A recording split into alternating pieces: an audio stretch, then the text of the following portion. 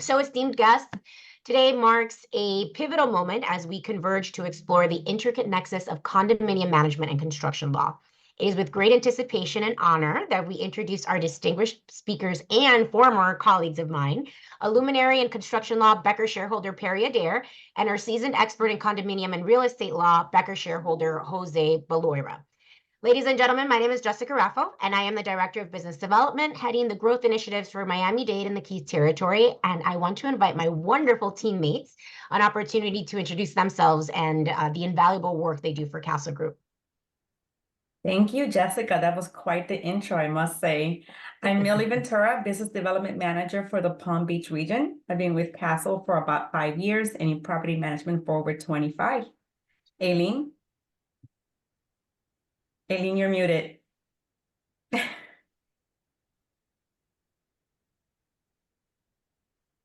Hello, everyone. Thank you for joining us today. My name is Aileen Zorilla, and I'm the new Business Development Manager for the Broward region. And I'm very excited to be joining you all and learning together about construction contracts. Fantastic. So please note that we have muted all the participant devices to eliminate the background noise. We welcome you to use the Q&A feature on the toolbar to submit your questions. My colleagues Millie and Aileen will help me field these questions as we go. So as you may know, within the multifaceted realm of property management, the synergy between condominium governance and construction law is paramount. So let us unite in a resounding virtual applause. You can go ahead and just clap like this silently. And we want to welcome our guests to the forefront of today's discussion, Perry and Jose. Before you get into it, just give us a little bit of background as to who you are, what you do, and take it away. You want me to go first, Jose? You go right ahead. So, hello, everyone. My name's Perry Adair. I've been practicing law since 1984, hence the many gray hairs that I have. Most of these gray hairs and hair loss as a result of work I've done in the construction field, which I've done almost exclusively for the last 15 or 20 years. The thing about having done it a long time is that you think you know all the way that things can go wrong, and you're constantly learning how things just go sideways in a construction project.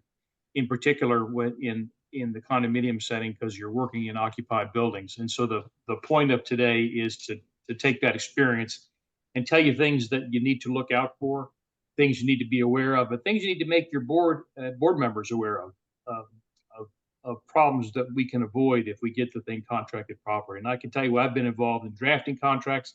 I've been involved in litigating defect cases where the contracts are at the heart of it. And no matter what you do, you look back and you say, yeah, I could have drafted that provision better. We're going to give you the best advice we can, which whether it's us or some other qualified lawyer, is to speak to your lawyer when you get in these projects and have them look at these documents. Very important. Jose? Barry, that's 100% correct. My name is Jose Baloira. I'm an attorney in the Becker Real Estate and Community Association practice groups. I've been an attorney since 1996. And my gray hairs are approaching those of Perry, although my Just for Men on the side does a pretty good job of keeping them at bay in the meantime. That's a battle I will ultimately lose. But as Perry mentioned, one of the things that causes us great angst, when we have clients that come to us just generally for anything, whether it's a vendor contract, any type of contract, what does the client want? They want to be protected. So what we're going to do in the course of this seminar is talk about some of the material things you really have to have in your contract, not so that board members and managers can do this on their own. As Perry mentioned, you do need to get qualified counsel to assist you, especially with a construction contract. You should not do this alone. You may have received in the course of handling your duties, either as a board member or a property manager, you may have the greatest construction contract you've ever seen. Still, you just shouldn't format that and plug in the names of the parties and the contract sum and run with it. You need to have competent counsel involved. As they say, an ounce of prevention is worth a pound of cure. So with that said, before you go off that point, Jose, because you said something very important.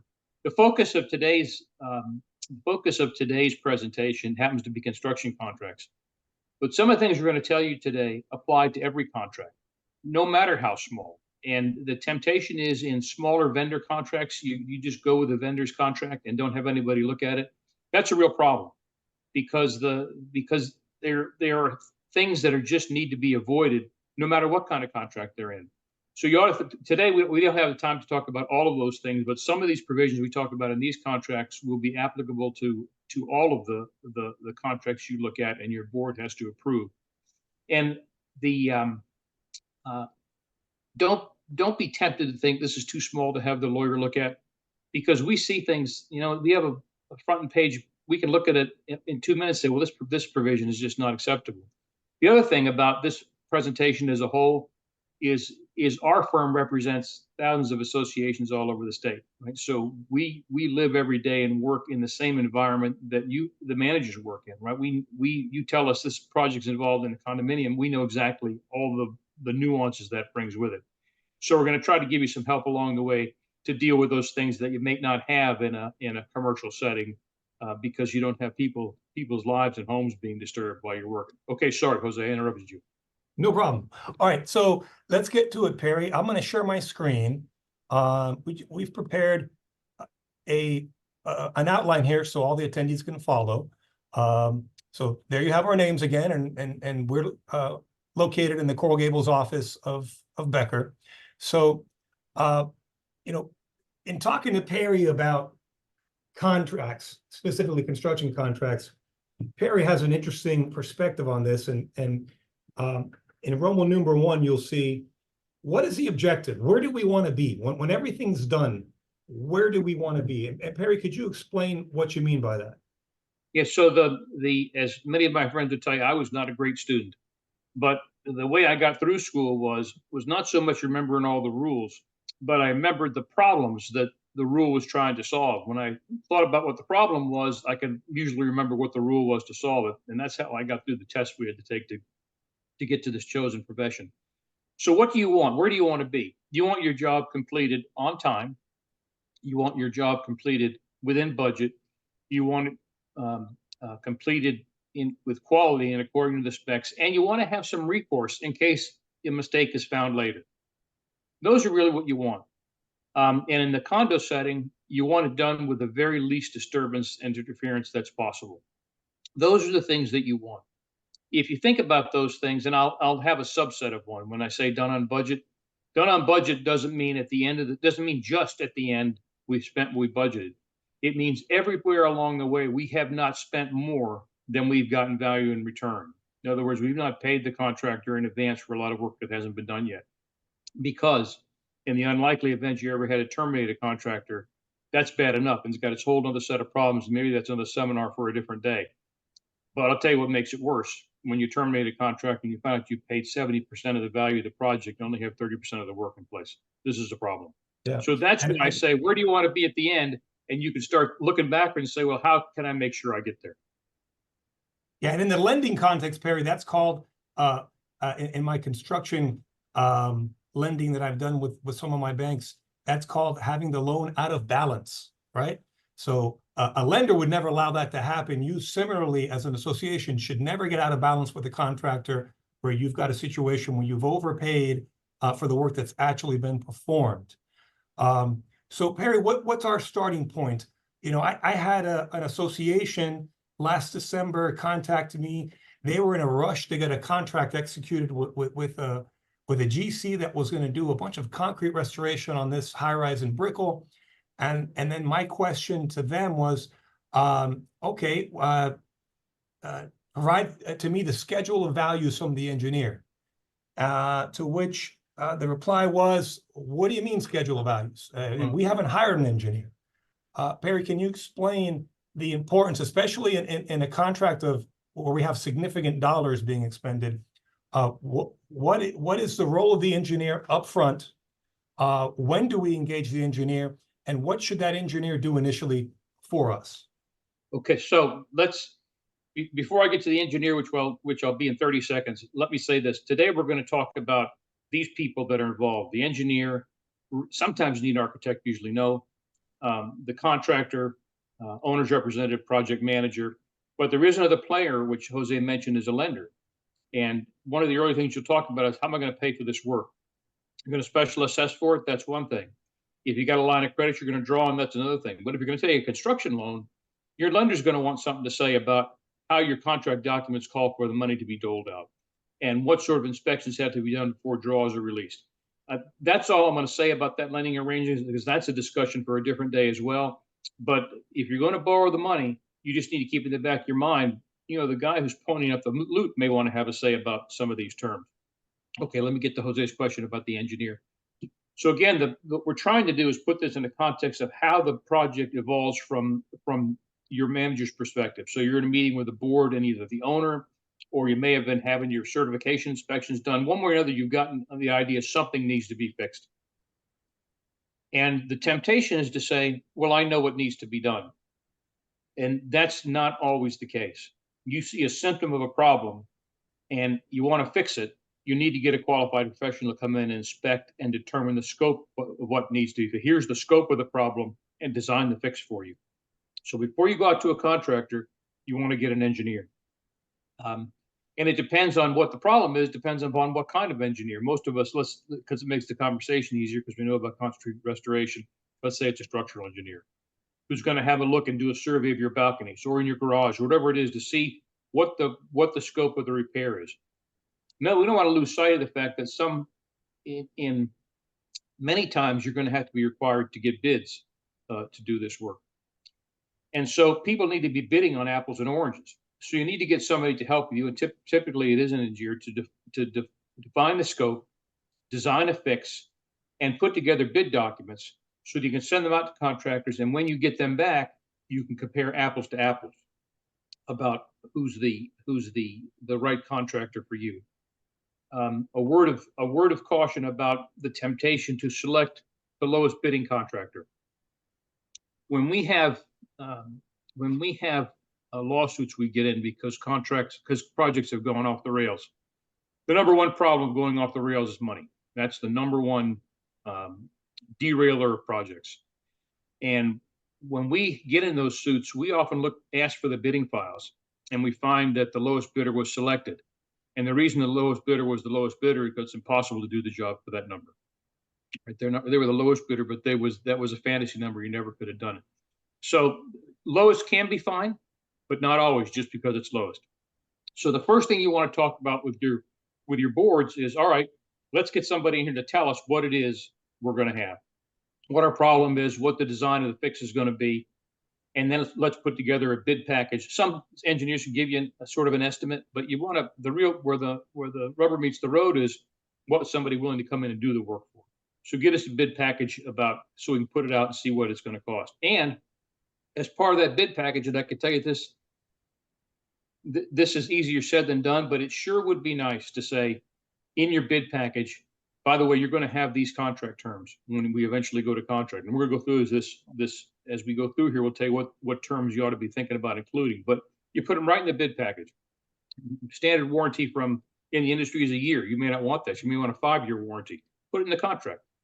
It may be that you want the job bonded, and depending on the value of the job in comparison to your budget, you may have to have a bond, right? Because you couldn't take the hit if there was a default.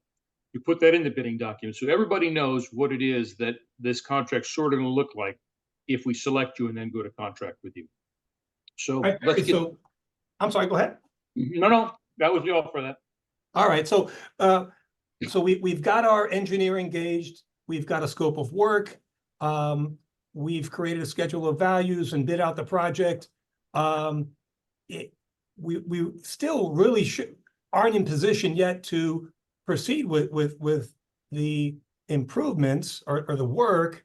There's a step your attorney's going to have to take to determine if the work that's being performed is a material alteration.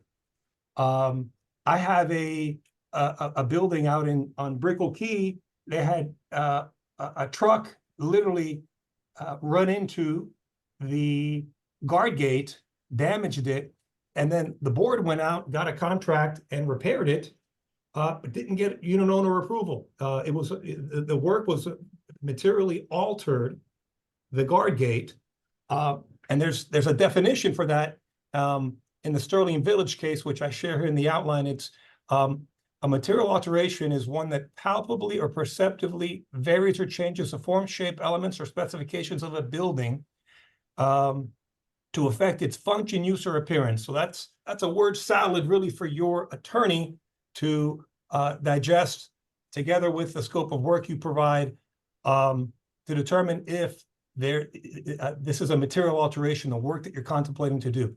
Now, there's an exception for this for maintenance.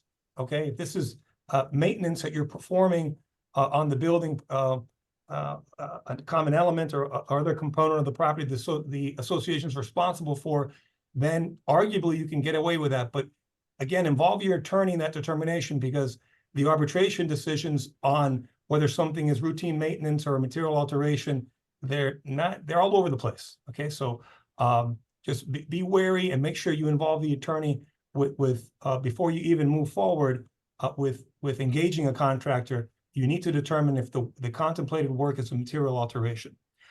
If it is a material alteration, your attorney is going to have to check your declaration to see if the board has approval to proceed with the material alteration. If not, if there's a membership approval that's required, what is that threshold? And if the deck is silent on it, then you're going to need 75% approval from the membership. Okay, So I have a question regarding that, yes. Jose. So what about something like a tile floor, right? And let's say it's an older property and tile breaks and now you have to replace it, but you know, it's hard to find tile that looks just like it. Is that a material alteration, or do you have to choose something have that that's kind of scenario right similar? now? Yeah, I actually had that scenario right now with a building down the street from us. They were repairing their HVAC system, and the contractor had some staging they were doing in the lobby, didn't properly protect the floor, damaged the marble floor. The association's not able to find the exact flooring to match it. Okay, it actually has to replace the entire floor, but the marble that they got, it's not available in the market anymore.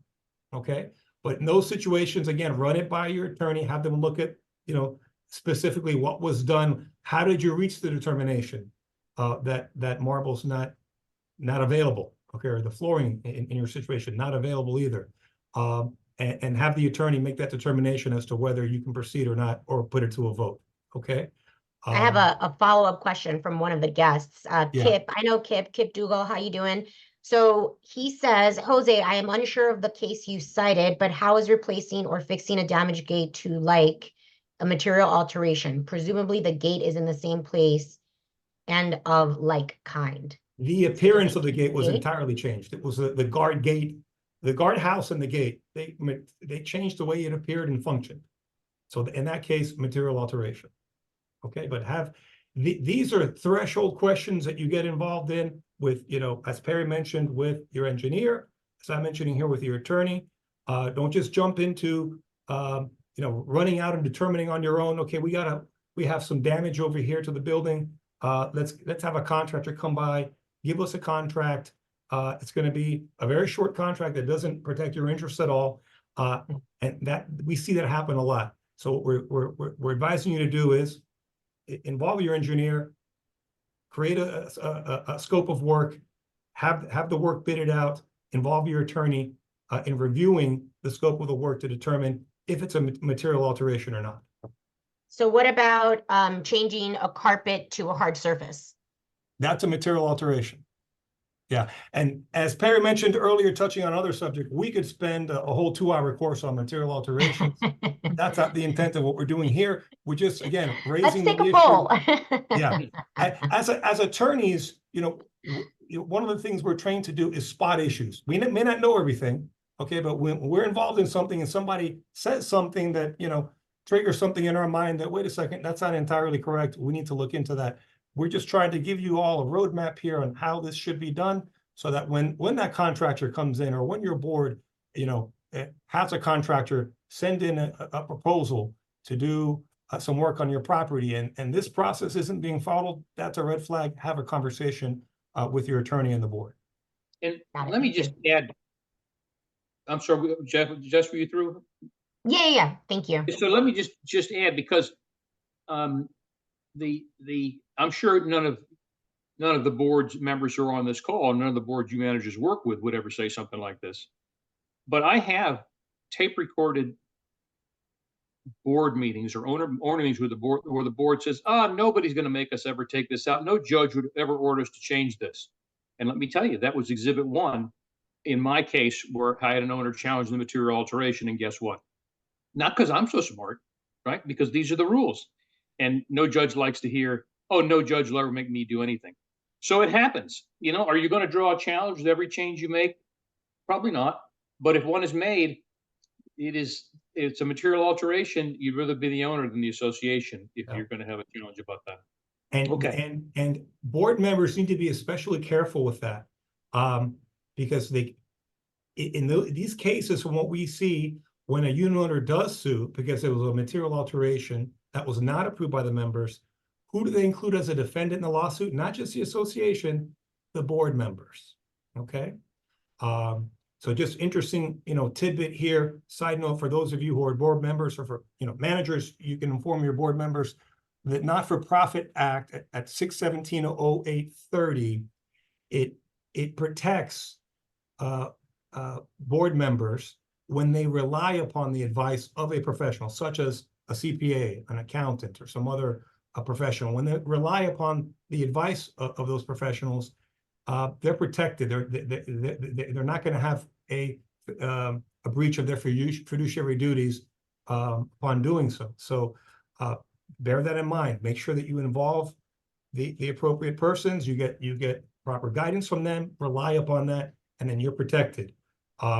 And so, last thing to add here about the material alterations: if it's subject to a membership vote, that vote has to be done in advance of work commencing. You can't do it retroactively. So if you do proceed in a case like Perry's mentioning, where the board figures, oh, who the heck's gonna contest this? If that does happen, what would you have to do, Perry? Remove everything if you lose the case, right? Or pay off that owner, which is Yeah. going to happen. Pay off that owner so they drop the case? I don't Or mean you're gonna I don't have to mean pay remove off in that everything? way. I didn't mean it like a sad. I mean you reach Yeah, a settlement. yeah, with- That's what I meant to say.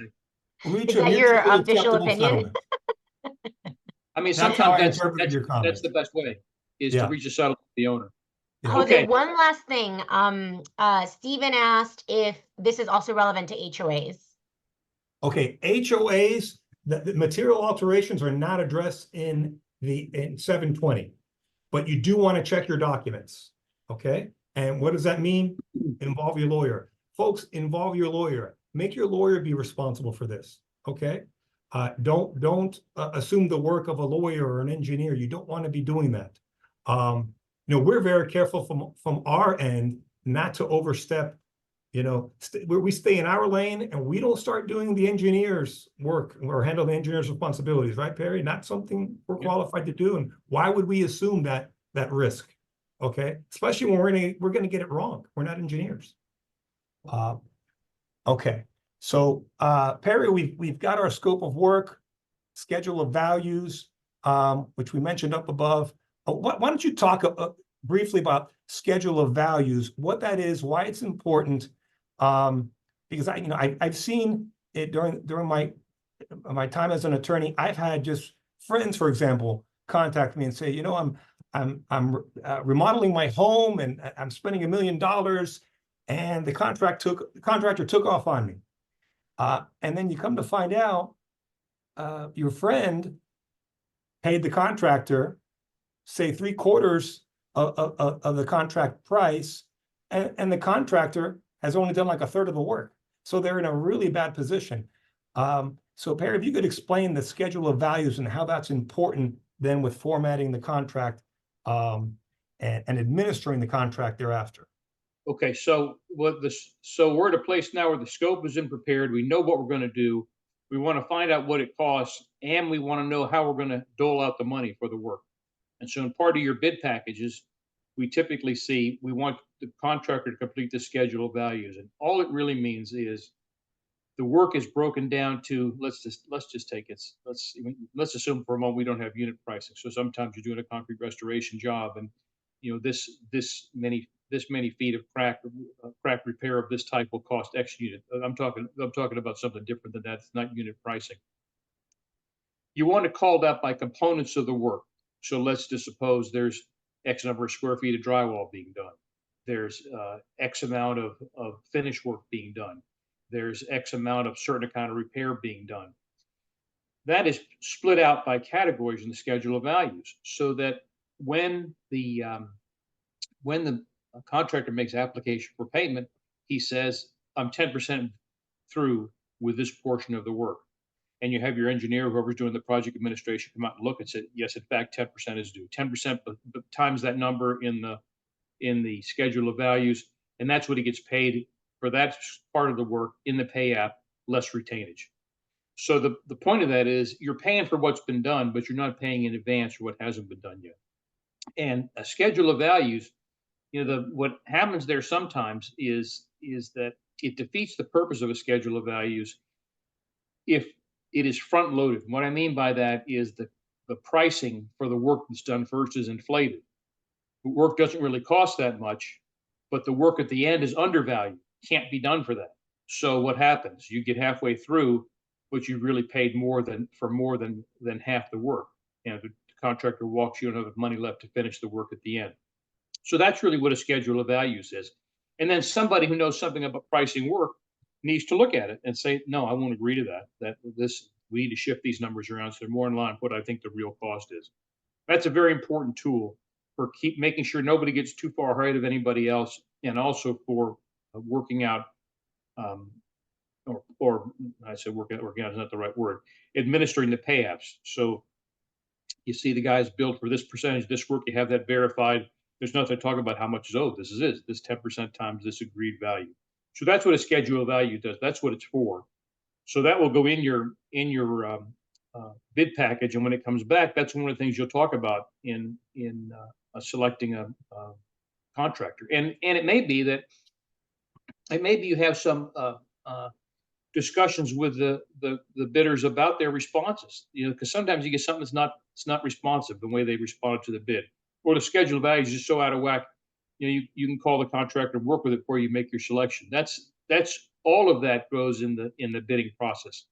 But the end result is to get the price and how it will be paid laid out, because that's a critical term in the contract that will be incorporated in your contract.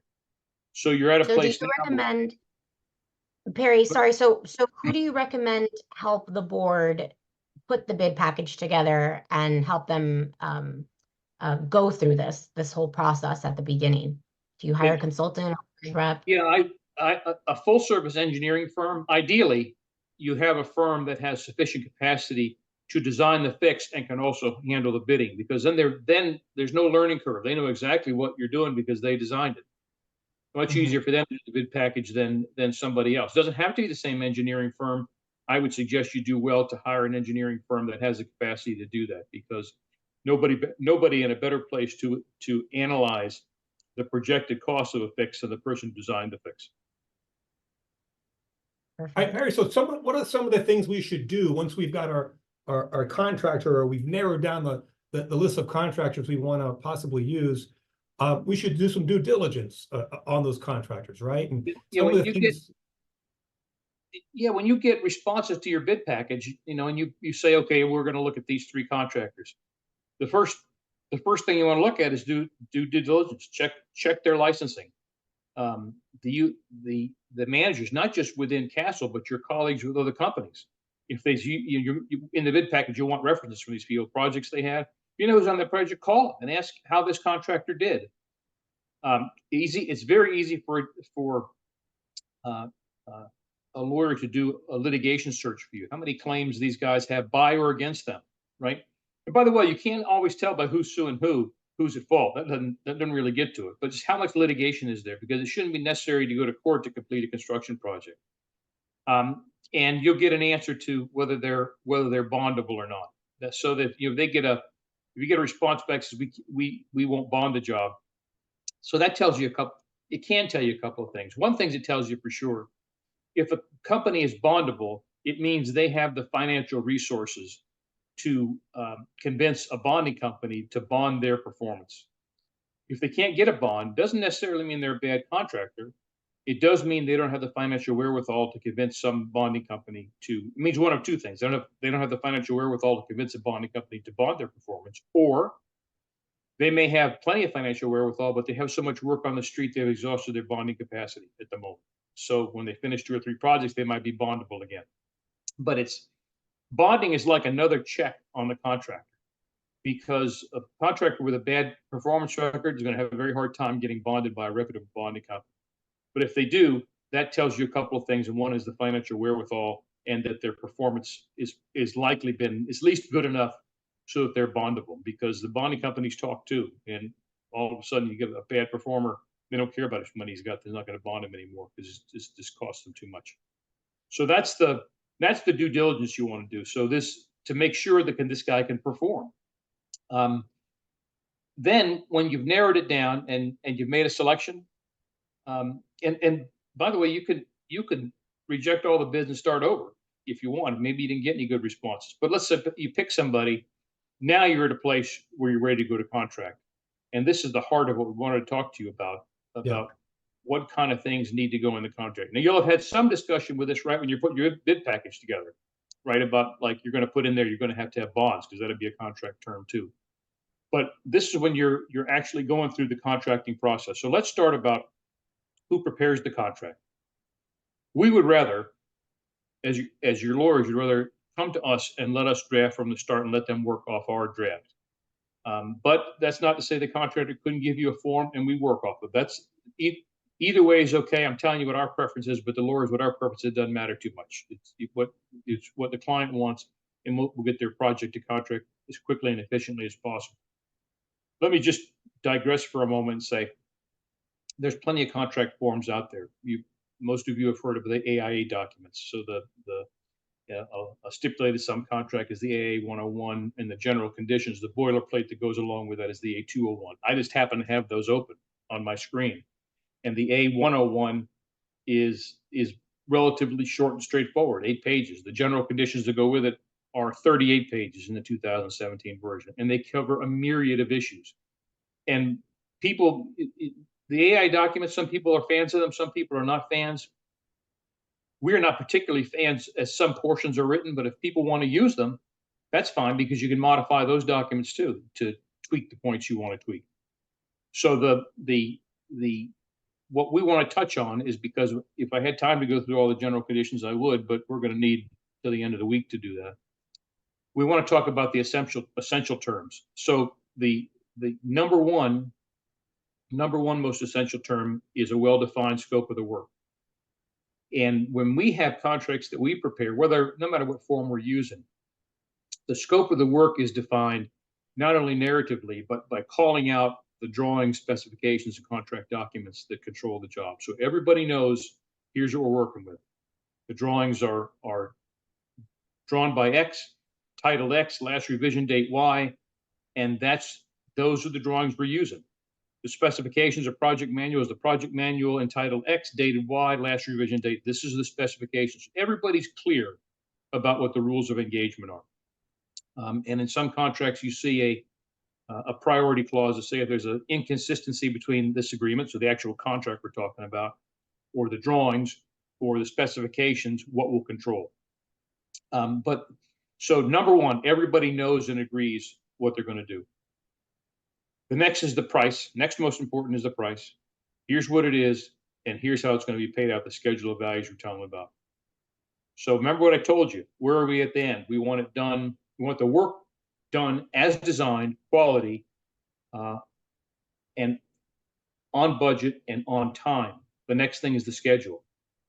Now, the schedule is we try to put schedules in our bidding package, but you could say what the duration is going to be, but you're not in a position to say when you're going to start because you don't have a contract yet. But you ought to have a schedule. And most times, no matter how I try to avoid it, I see people having a schedule that's not prepared until after the contract is signed. I don't recommend that. Everybody knows what it is they're going to do. If you bid the job, you know how long you have, and you know how long your price contemplates you taking to do the job. So you ought to have a schedule. Not that the schedule might not be modified during the job, because that happens sometimes. I should stop for a minute and say, no matter how great these documents are, you're going to have blips along the way. You're going to have issues that just happen. just in any other way too. I don't know of any job that goes off without some change being required. Could be because somebody makes a mistake, could be because they encounter some unforeseen condition, could be because the permitting authority comes in and says, no, I want this done differently. That happens sometimes, and you have to deal with it. But you ought to have an idea, you ought to have a pretty firm idea what the schedule is, especially in occupied buildings where you've got to give your owners notice. This guy will be here in 2 weeks. You need to make arrangements accordingly, take the stuff off your patio, whatever it's going to be. And when that doesn't happen, when they don't meet the schedule or they don't give you notice that we'll be there in 2 weeks, that creates real operational problems for you. Remember what I said, one of the things where you want to be at the end, you want the job to have been done with the least interference with people's normal lives as you possibly can. Schedule's a very important tool to make that happen. And then you want what's going to happen if it's not finished on time. I suggest you have a liquidated damage clause in your contract that says if you're not performing, and I don't, this is a subject for debate, right? So if I'm representing the owner and I get liquidated damages if you're not done at the end, well, that's one way. But if I have a phase of the job supposed to be done by X and you're not done by X, even though the whole job is not even supposed to be done yet, I want liquidated damages for that phase that you're late, right? Now, liquidated damages, it can't be a penalty. It has to be a number that is reasonably related to what the loss would be, but the loss would be difficult in reality to contemplate. So don't say you want $100,000 a day because that's not going to be enforced when the time comes. This is something your lawyer will help you with. But so that everybody has an idea of if you're late, here's what it's going to cost. And if you're going to do it, say once liquidated damages are triggered, we're not going to wait till the end. We're going to start deducting the accrued damages from your pay apps from that point forward, right? So that now we got everybody's attention. Now, having said that, let me give you just this word of caution about at the end, would you rather have a finished building that was maybe a little bit over budget, or would you rather have a good lawsuit? Most people, upon calm reflection, would say, I'd like the building done, even if it's a little bit over budget. So when we talk about these contract terms, what we're talking about in this section of the contract terms, what's going to happen if things go wrong? And the temptation is I'll terminate it and I'll sue. Well, that's good for us, the lawyers, and we applaud that decision. However, we must tell you that is not always a good thing for the association, because if you terminate a contract and have to start over, you're going to pay mobilization costs again. If you can find somebody to come in and work on top of that work, and what are you going to do about the warranties? Who's going to warrant the work that they didn't do?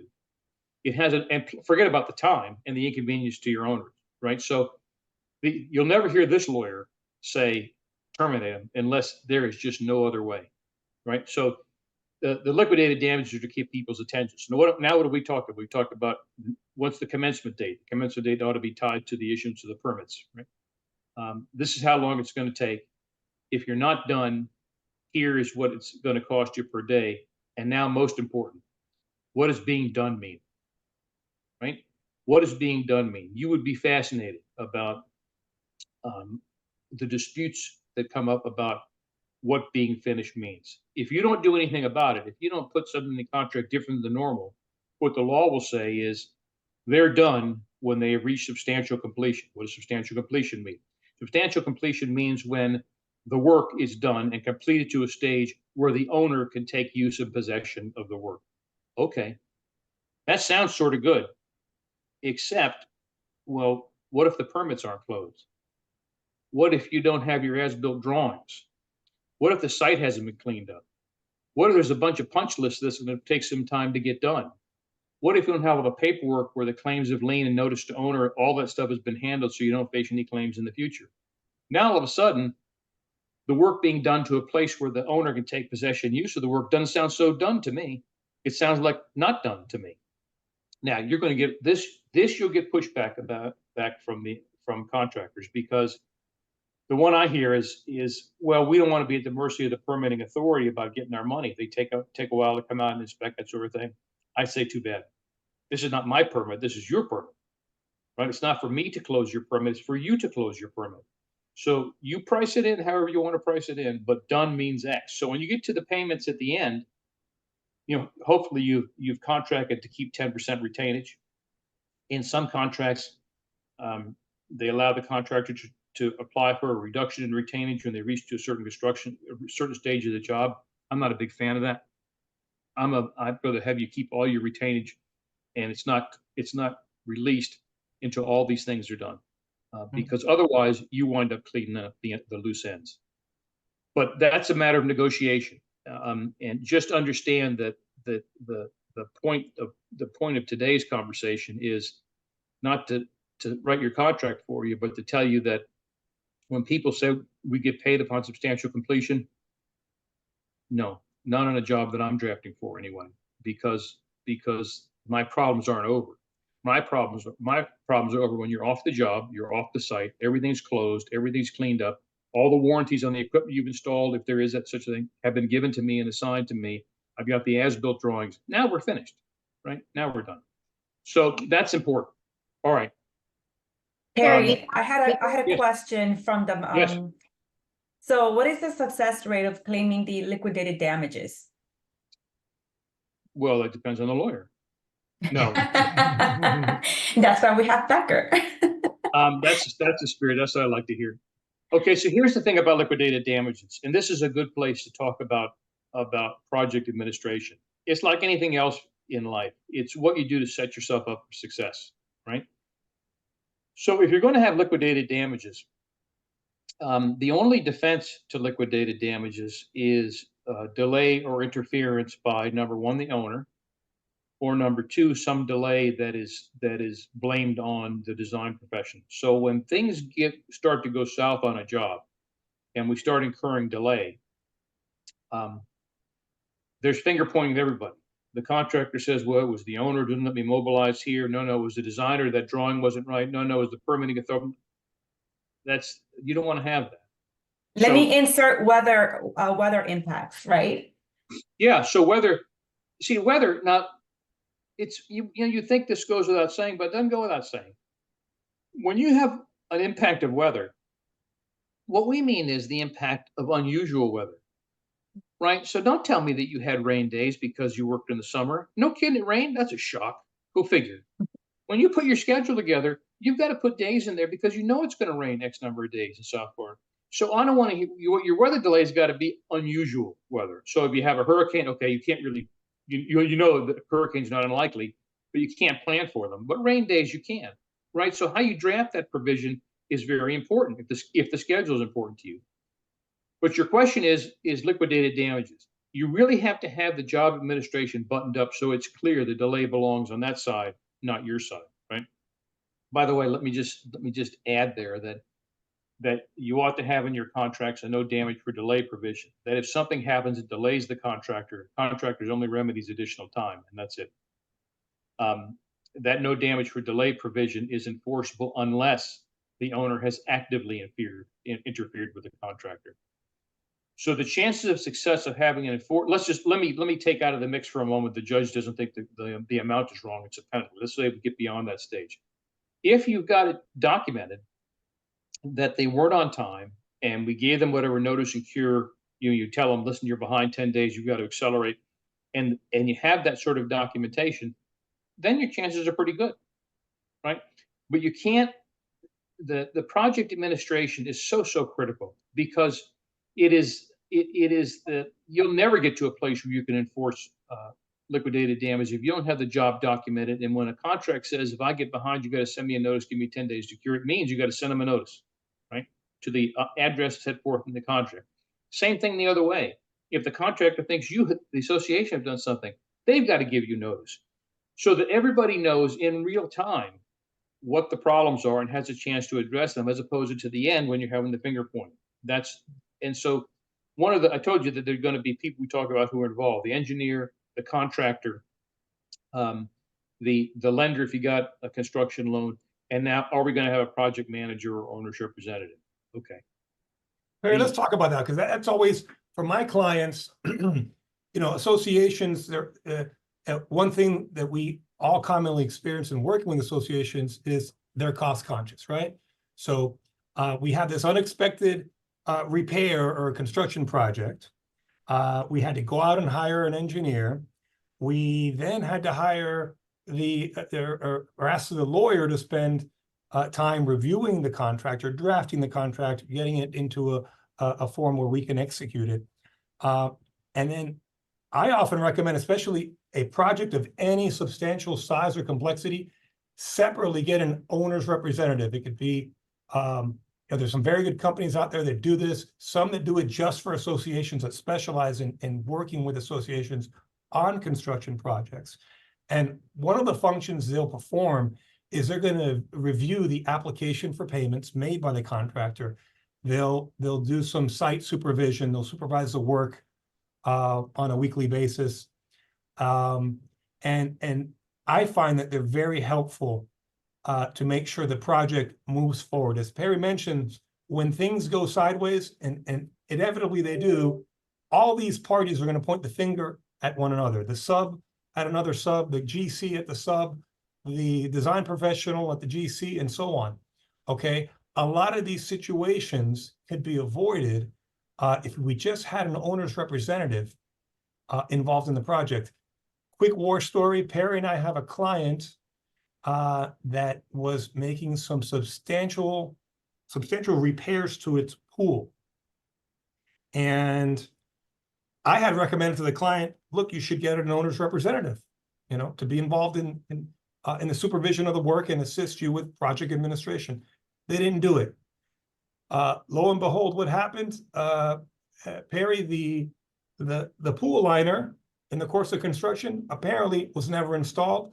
And upon completion of the pool, it was immediately leaking into the garage below. So something as simple as just putting in the liner, the waterproofing, an owner's rep probably would have caught that. Okay, there's a higher chance that it would have been caught and avoided the lawsuit that now Mr. Perry is handling on behalf of our client, trying to get the pool fixed that we had contracted to fix a couple of years back.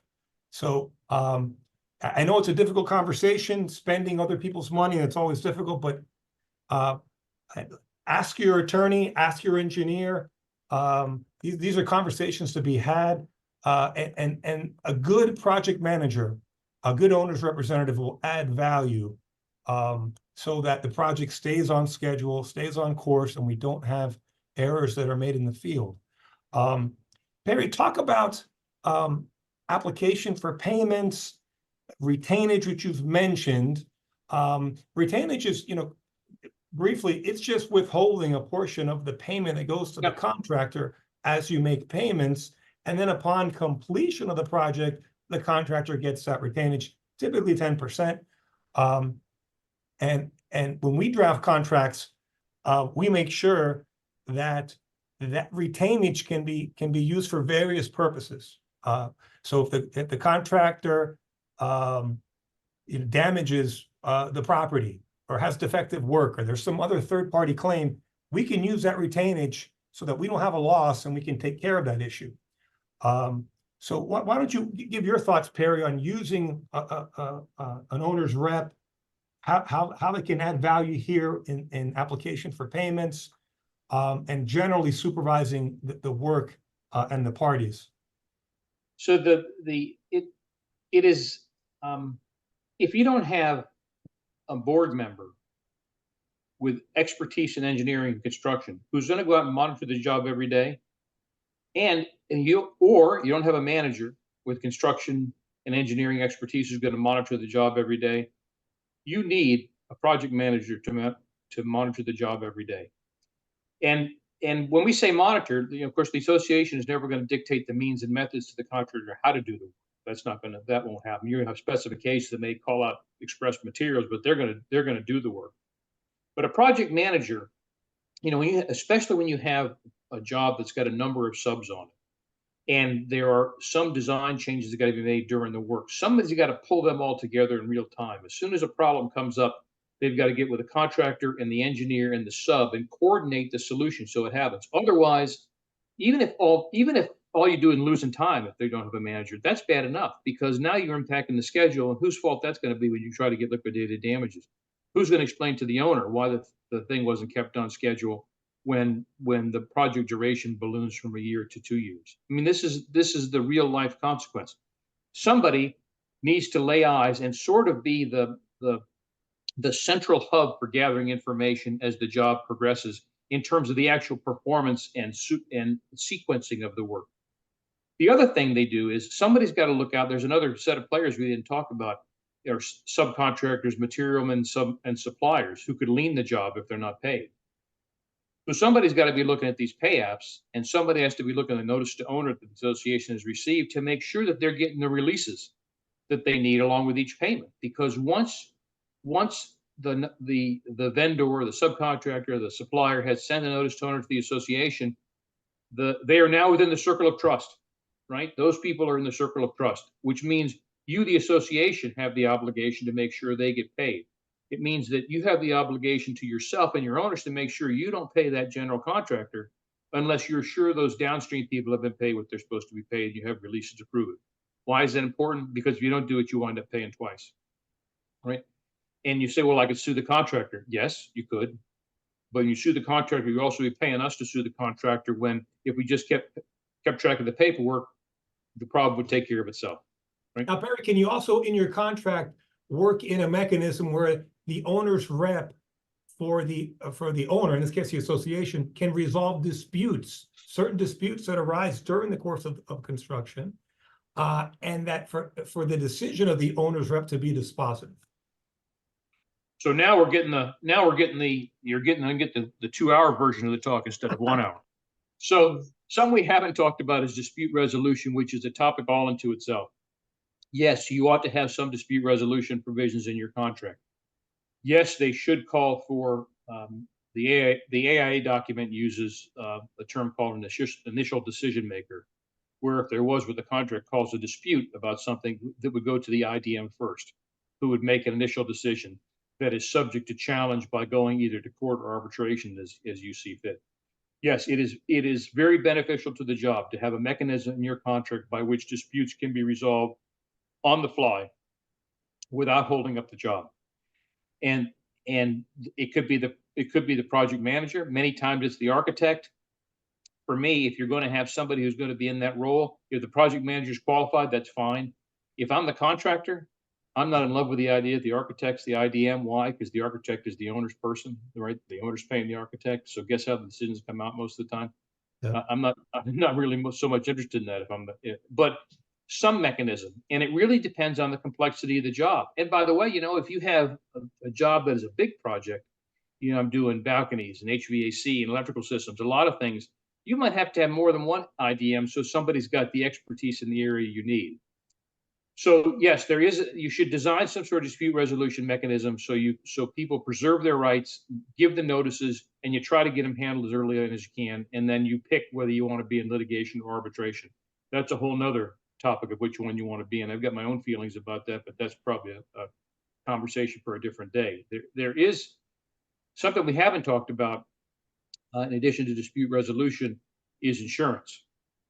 Now I'm not talking about payment and performance bonds. I'm talking about insurance if somebody gets hurt or somebody gets damaged on the job. Our firm will draft in, okay, these are the types of insurance that you ought to be thinking about. But insurance, whether yours is satisfactory or whether the contractor is satisfactory, is something really you need to work on with your insurance broker or your insurance agent. For example, it is very common in contracts now to have a waiver of subrogation. That means that my insurance company has to pay, there won't be a right of subrogation for that company against somebody else. So who does that hold? It's the insurance company who may not want to see that, because their rights to subrogate against the real wrongdoer will be eviscerated. However, that's very much the norm. But you don't want to say that. You want to go to your insurance person with a contract before it's signed and say, listen, here are the insurance provisions of our contract. Here's our waiver of subrogation. What do you think? Is it okay? Because you don't want to find out after the fact it's a problem, right? So insurance, listen, this is another half a day seminar about which insurance forms you use, and is it manuscript policy, and is it an enrolled carrier or not? There's a whole bunch of things you can talk about about insurance that are very complex but very, very important. But the We'll do a part 2 of this, Perry. Yeah, that could be part 2. Yeah. We'll do a whole series. Definitely. Yeah, and but in because we correct want to be professional- respectful of everyone's time, just want to remind you, we have 5 minutes left. We do have a couple other questions in the panel that maybe we could go to real quick just to get them answered, if that's okay with you, Perry? Sure, why not? Okay, so our question is, would you have an owner's rep in addition to an engineering company doing construction administration? And at which point do you recommend an owner's rep? The question was in addition to, I didn't hear that part. Yeah, so would you have an owner's rep in addition to your engineering company doing construction administration? Yes, Yes, and at which yes, I would. point do you recommend an owner's rep? Like how large of a project before you get an owner's rep? Well, that, Really, that's a case-by-case analysis. I think, it- Perry, you would agree, the complexity of the project, the time complexity is- period for completion. Those two Yeah. things are really important. it is, I can tell you that, because these usually go hand in hand, but not always. The size of the job and the number of moving parts. The more different subs, the more areas of the building I'm working in, the more complex the job, the greater the need is for a project manager. Now, in addition to your engineer, well, this depends. Now, if you've contracted for your engineer for daily site supervision, okay, maybe you get away without a project manager, but most people don't do that. And, we haven't talked about it all, is this is the contract between you and the contractor. In the background, are running contract between you and the engineer and you and the contract manager, and you ought to lay out what you want them to do. Somebody needs to lay eyes on that job every day if you're working in an occupied building. And so I Yeah, say well- but Which brings me to the next question, right? How wise is it for a board to ask the GM to also be the project manager? no, that's not good. No. Exactly. I just wanted you to say it, right? But yes, absolutely. No, you can't. No. You can't run the building and run the project at the same time. I mean, you can't. You don't do it. First off, it's not what you do every day. And this construction business can be a very tough business, and you need to have experience in it, in terms of administering jobs, not just that you watch construction take place. So, yeah, there's a temptation for the board to let the manager do it. That's not a good idea. Yeah, and then also, and I know we're running out of time here, and not that anyone on here would do this, but if you have a director that has a legal background and they're reviewing contracts because they have a legal background, is that recommended? I would say no. Do not do that. If I'm a director in any corporation, including a not-for-profit corporation, as associations are, I would not do any work on behalf of the entity. I would not be involved in management, in day-to-day operations. I wouldn't do legal work, accounting work, none of the sort. I want to be protected, okay, for my actions, and I'm going to rely on professionals, and the statute specifically protects you for doing so. The Not-for-Profit Corporation Act. Absolutely. And should boards expect their managers to relay construction or engineering information to the board, talk or about this. should they be present for that? So let me tell you something.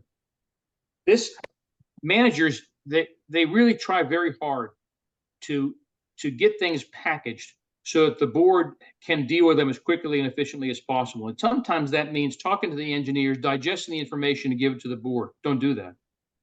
Let the board hear it firsthand, because even if you were an engineer doing the translation, something's going to get lost in the translation. Something is not going to ring true like hearing it firsthand. And I appreciate the effort to save the board's time, because these are busy people and they're volunteers, and I got that. But there are things they need to hear firsthand.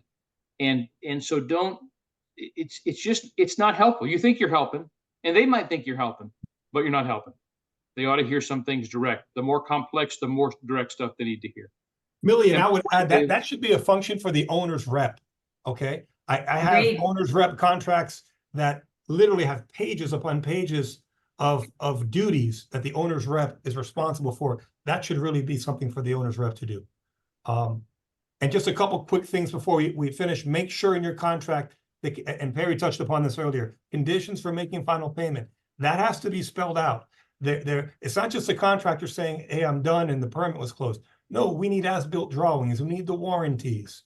You need to complete your punch list items. We need our engineer to confirm that the work was acceptable. And so, those are just a few examples of things that have to be included. And then you can make the final payment and return that 10% retainage to the contractor. Do we have any time to address warranties, indemnification? Perry, if you could just touch on that. I That's told kind of you he had more than an hour worth. I mean, the warranty is only enough to say, don't rely on the standard 1-year warranty. Get the warranty you want, right? If Yeah. you have to pay for it, it'll cost more. Yeah. Get the warranty you want. So you're saying you can negotiate, and the warranties would be for labor course. and materials, and you can negotiate those into your contract. Yeah, of course. Of course. Great. Jose, Well, and ladies and Perry, gents, just to wrap up with the questions, is there a difference between an association attorney and a construction attorney? Yes. Yes, at least in our firm. Okay, so we have specialties within our firm. We have different practice groups. I in my prior life before Becker, I did some very little construction litigation and construction work, but anything technical, I need to involve a construction lawyer within the firm to assist. And Perry, I sent you an email on a matter earlier in the week, and I'm waiting for your response so I can get back to the client. Okay. So your CA attorney can handle this preliminarily, much like I have done through this conversation, raising issues, providing guidance. There should be someone who has Perry's expertise and background handling the technical aspects of the contract. agreed. A good community association attorney will lean on colleagues who specialize in construction law to help their clients. That is correct. But I think we are out of time. I know we're out of time. Millie's giving me the death stare. Yes. And I do want to mention to everyone that's on here, because I know we had some questions about it. This is going to be available. This webinar will be posted on castlegroup.com. So you're welcome to go to visit our website and take a look at the video all over again. Yes, and both Castle Group and Becker will be sending follow-up emails to the attendees. So if you have any further questions, you need a consultation or anything like that, feel free to reach out to them. Thank you all All right, so much guys. for joining. Thank you, Yeah, everyone. thank Thank you. you This all. has been Thank you, fantastic. Jose and Perry. It was great. Thank you, guys. All Thank righty, you. have It was a a good one. pleasure. Good afternoon. Bye. Bye, everyone. Bye-bye.